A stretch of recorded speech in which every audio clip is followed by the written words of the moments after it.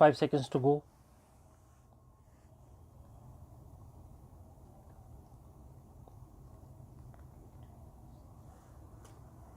Start.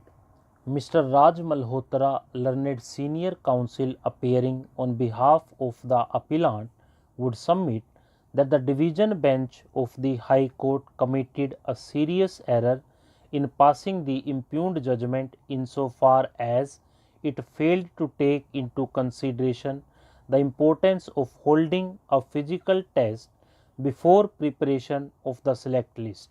The learned counsel asked that arbitrariness on the part of the selection committee is apparent from the fact that the order of holding tests was pushed to the background.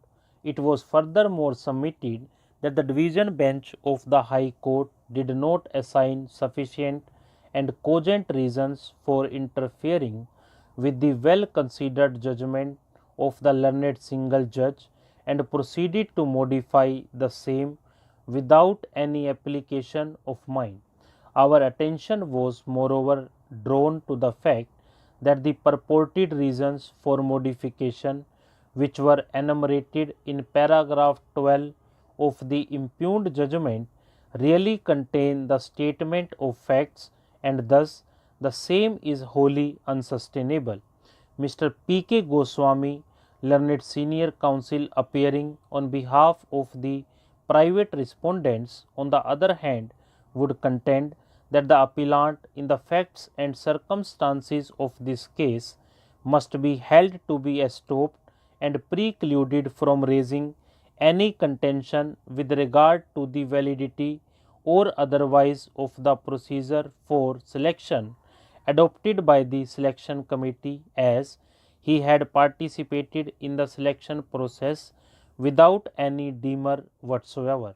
It is stated that pursuant thereto and in furtherance thereof, only the said respondent had been appointed and had been working since then.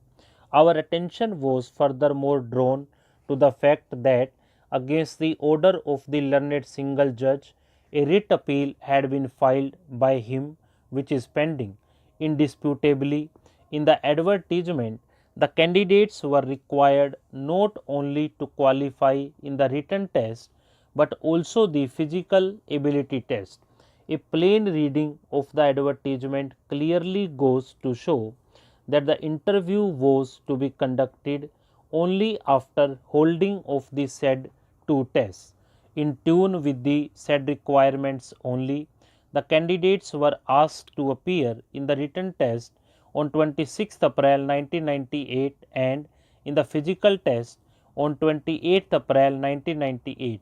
There cannot, however, be any doubt whatsoever that a selection committee in a given situation may lay down a procedure for the purpose of shortlisting the candidates, but that does not mean that for the said purpose the order of holding a requisite test would be changed. In terms of a decision which was taken on 7th April 1999, the selection committee thought to take interview prior to holding of the physical ability test. Physical ability test, keeping in view the nature of the job required to be performed by the candidates, was an extremely important one. Passing in the physical ability test is a sine qua non for selection of the candidates in the post of Sub-Inspector of Police. It was indeed a competitive test, and the merit list should have been prepared not only on the basis of the written test and interview but also the physical ability test. Stop.